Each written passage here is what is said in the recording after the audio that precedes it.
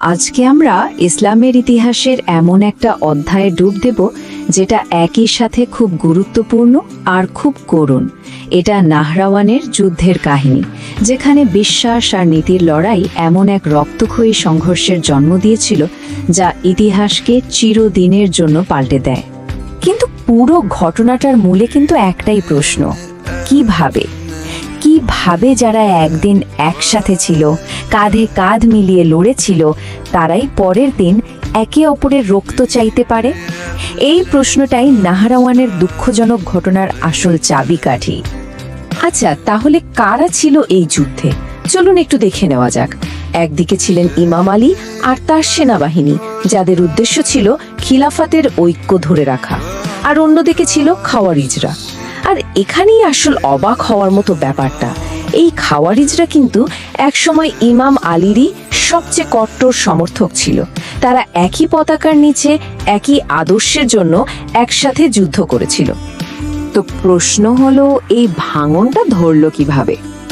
এর উত্তর খুঁজতে আমাদের একটু পেছনে যেতে হবে, একেবারে সিফফিনের যুদ্ধের ময়দানে। কারণ নাহরাওয়ানের এই লড়াইটা কিন্তু হুট করে শুরু হয়নি। এর পেছনে ছিল একটা শান্তি চুক্তি। হ্যাঁ, একটা শান্তি চুক্তি থেকেই জন্ম নিয়েছিল এই নতুন যুদ্ধ। দেখুন, পরিস্থিতিটা কিন্তু খুব দ্রুত পাল্টে গিয়েছিল। 657 খ্রিস্টাব্দে ইমাম আলী আর মুয়াবিয়ার মধ্যে যে সিফফিনের যুদ্ধ চলছিল, সেটা থামানোর জন্য একটা সালিসি বা আরবিট্রেশন মেনে নেওয়া হয়।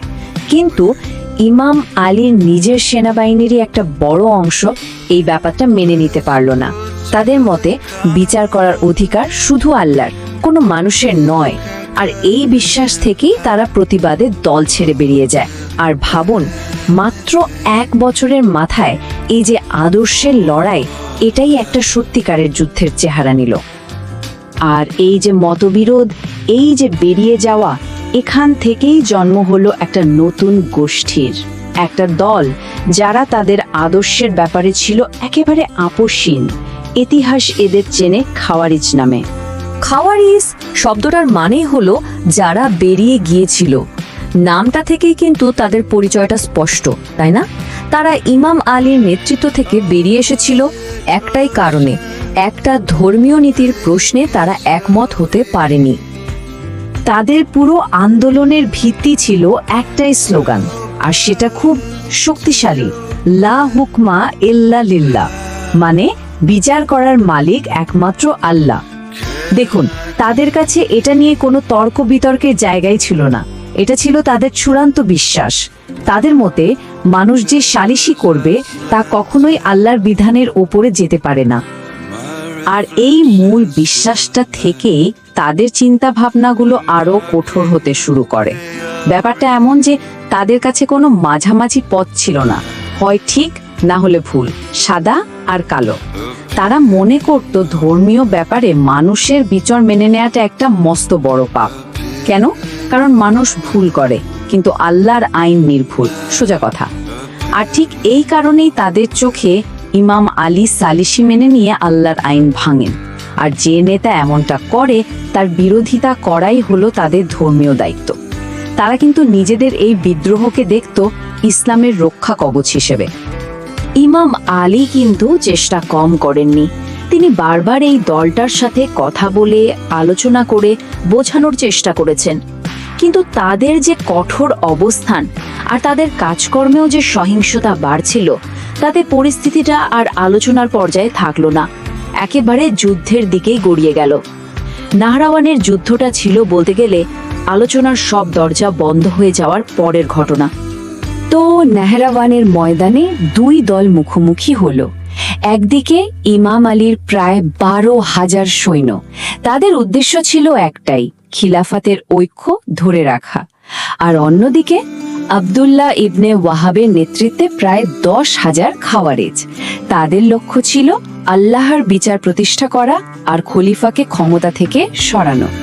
বুঝতেই পারছেন, দুজনের উদ্দেশ্য ছিল একেবারে 180 ডিগ্রি উল্টো।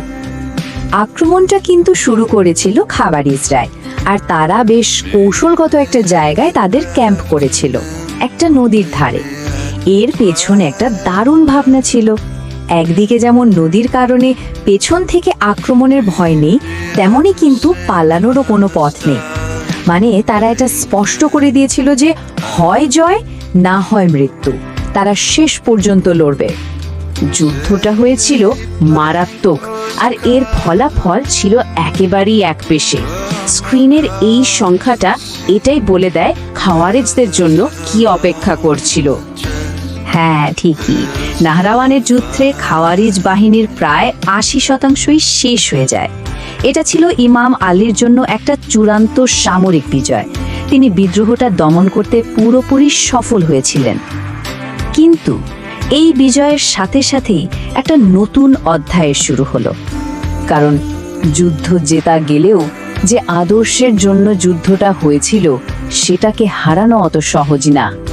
আর নাহরাওয়ানের পরেও ঠিক এটাই হয়েছিল, একটা আদর্শ যা যুদ্ধের ময়দানে হেরে গিয়েও কিন্তু টিকে ছিল। নাহরাওয়ানের এই ঘটনা থেকে আমরা কিন্তু কয়েকটা খুব গুরুত্বপূর্ণ জিনিস শিখতে পারি। যেমন শুধু সামরিক শক্তি দিয়ে কোনো আদর্শকে শেষ করে দেওয়া যায় না। দেখুন, খাওয়ারিজরা যুদ্ধে হেরেছিল ঠিকই, কিন্তু তাদের যে চরমপন্থী চিন্তাভাবনা সেটা কিন্তু মরেনি, বরং আরও ছড়িয়ে পড়েছিল। আর এটা ইতিহাসের একটা বড় শিক্ষা যে ধর্ম নিয়ে অতিরিক্ত গোঁড়ামি আর জোর করে কোনো মতের অমিল মেটানোর চেষ্টা করলে তার ফল কতটা মর্মান্তিক হতে পারে। আর পুরো বিষয়টার গভীরতা সম্ভবত সবচেয়ে ভালো বোঝা যায় ইমাম আলীর নিজের একটা কথা থেকে। যুদ্ধের পর তিনি তার সৈন্যদের এই জয় নিয়ে কোনো রকম গর্ব করতে বারণ করেছিলেন, বরং তিনি বলেছিলেন এটাকে ইসলামের ভালোর জন্য একটা জরুরি কিন্তু খুব দুঃখজনক পদক্ষেপ হিসেবে দেখতে। মানে এটা কোনো উদযাপনের বিষয় ছিল না, ছিল একটা বিরাট ট্র্যাজেডি। সবশেষে নাহরাওয়ানের যুদ্ধ আমাদের সবার সামনে একটা চিরকালীন প্রশ্ন রেখে যায়। নিজের নীতির ওপর অটল থাকা তো একটা ভালো গুণ, তাই না?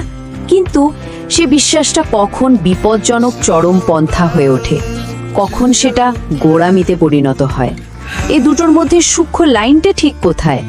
এটা এমন একটা প্রশ্ন যা আমাদের সবাইকে ভাবায়। তো এই হচ্ছে সেই বাক্যটা, আমাদের পুরো বিশ্লেষণের কেন্দ্রবিন্দু।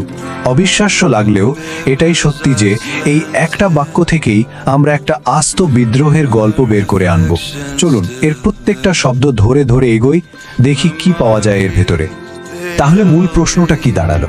একটা বাক্যের মধ্যে কতটা ইতিহাস থাকতে পারে?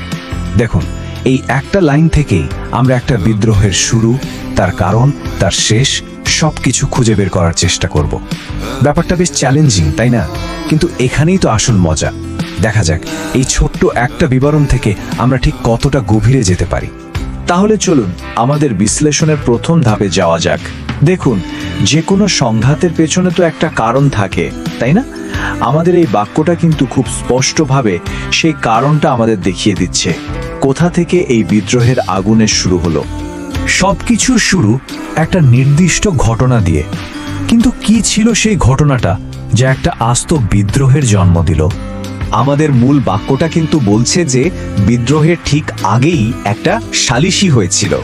তার মানে এই সালিশিটাই ছিল সেই টার্নিং পয়েন্ট, ঠিক যেখান থেকে পুরো ঘটনার মোড় ঘুরে যায় আর একটা দল বিদ্রোহী হয়ে ওঠে। তো কারণটা তো বোঝা গেল। এবার আসা যাক দ্বিতীয় পর্বে। এই সংঘাতের কেন্দ্রে কারা ছিল? আমাদের বাক্যটা কিন্তু খুব পরিষ্কার করে বলেই দিয়েছে এই ঐতিহাসিক নাটকের প্রধান চরিত্রগুলো কারা। চলুন তাদের চিনে নেওয়া যাক। দেখুন, একদিকে ছিলেন ইমাম আলী আলা, আর তার বিরুদ্ধে বিদ্রোহী পক্ষ হিসেবে ছিল খারেজিরা। আমাদের হাতে থাকা ওই একটি বাক্য কিন্তু এই দুটো পক্ষকে কেন্দ্র করেই পুরো ঘটনাটা সাজিয়েছে। এখন প্রশ্ন হলো, এই খারেজি কারা? আমাদের বাক্যটা অনুযায়ী কিন্তু তাদের পরিচয় একদম পরিষ্কার। তারা ছিল এমন একটা দল যারা ওই সালিশের ঘটনার পরেই ইমাম আলী আলাইহিসসালামের বিরুদ্ধে বিদ্রোহ করে। খেয়াল করে দেখুন, আমরা কিন্তু বাইরে থেকে কোনো তথ্য আনছি না, সব উত্তর ওই একটা লাইনের মধ্যেই লুকিয়ে আছে। যখন একটা বিদ্রোহ ঘোষণা হয়েই যায় তখন সংঘাত তো প্রায় হবেই, তাই না? অনিবার্য। আমাদের আলোচনার তৃতীয় পর্বটা ঠিক সেই সংঘাতকে নিয়ে। চলুন দেখি এই বিদ্রোহটা কিভাবে একটা সরাসরি যুদ্ধের দিকে গড়িয়ে গেল। বিদ্রোহের আগুন যখন জ্বলে ওঠে সেটা তো আর আলোচনার টেবিলে সীমাবদ্ধ থাকে না, সেটা সোজা চলে যায় সংঘাতে। আমাদের বাক্যটাও কিন্তু ঠিক ঠিক সেই মুহূর্তটার কথাই বলছে, যখন কথা শেষ আর সংঘাত শুরু। আচ্ছা, বাক্যটার একদম হচ্চিক বা মূল কাজটা কি? যুদ্ধ। এখানে একদম পরিষ্কার করে বলা আছে যে ইমাম আলী জেহরান খারেজিদের বিরুদ্ধে যুদ্ধ করেছিলেন। বিদ্রোহের জবাবে এটাই ছিল নেওয়া সবচেয়ে বড় পদক্ষেপ। এখানে একটা খুব ইন্টারেস্টিং ব্যাপার খেয়াল করার মতো, বাক্যটাতে কিন্তু যুদ্ধগুলো বলা হয়নি, বলা হয়েছে যুদ্ধ, মানে এক বচন। এর থেকে কি বোঝা যায়? যে এটা ছিল একটাই কিন্তু খুব গুরুত্বপূর্ণ একটা যুদ্ধ, যেটা এই পুরো সংঘাতের ভাগ্য ঠিক করে দিয়েছিল। যে কোনো সংঘাতের তো একটা শেষ থাকে, একটা ফলাফল থাকে। আমাদের এই গল্পের একদম শেষ পর্বে আমরা দেখব ওই নির্ণায়ক যুদ্ধের ফলটা কি হয়েছিল, মানে বিদ্রোহের শেষ পরিণতি কি ছিল। আর আমাদের বাক্যটা কিন্তু ফলাফলের ব্যাপারে কোনো রকম ধোঁয়াশা রাখেনি। ফল ছিল একদম পরিষ্কার, চূড়ান্ত, কোনো যদি কিন্তুর জায়গা ছিল না। আমরা যদি বাক্যটার একদম শেষ অংশটা দেখি, সেখানে কি বলা হয়েছে? এই যুদ্ধের ফলে খারিজি বিদ্রোহ দমন করা হয়। এই দমন বা সাপ্রেশন শব্দটা খুব গুরুত্বপূর্ণ। তার মানে হলো বিদ্রোহটাকে সফলভাবে থামিয়ে দেওয়া হয়েছিল। ওখানেই ওর ইতি।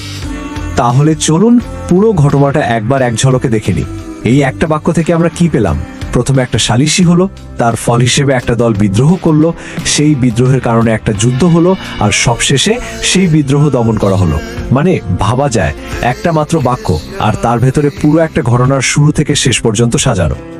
এই পুরো আলোচনাটার শেষে একটা বড় প্রশ্ন কিন্তু থেকেই যায়। দেখুন, ঘটনাটা একটা নির্দিষ্ট সময়ের হতে পারে, কিন্তু এর পেছনের ধারণাটা তো সব সময়ের জন্য সত্যি। কখন একটা সাধারণ মতের অমিল বা ডিসএগ্রিমেন্ট একটা সত্যিকারের বিদ্রোহে পরিণত হয়, এই দুটোর মাঝখানের লাইনটা ঠিক কোথায়, এটা কিন্তু ভাবার মতো একটা বিষয়। My reflection's still there. The marquees, they are